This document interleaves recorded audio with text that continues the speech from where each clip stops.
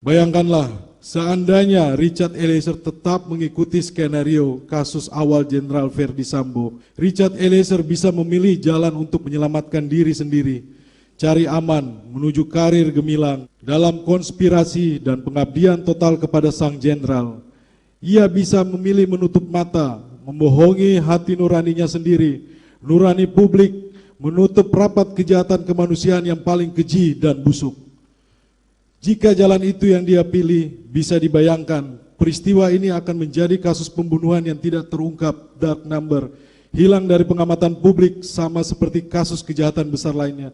Tertutup rapat, namun Richard Eliezer memutuskan menempuh jalan terjal keadilan, mengungkap kebenaran dan keadilan. Ia mempertaruhkan keselamatan diri, membangun keberanian dalam dirinya yang rapuh sebagai anggota Polri dengan pangkat paling rendah, berhadapan dengan sang jenderal.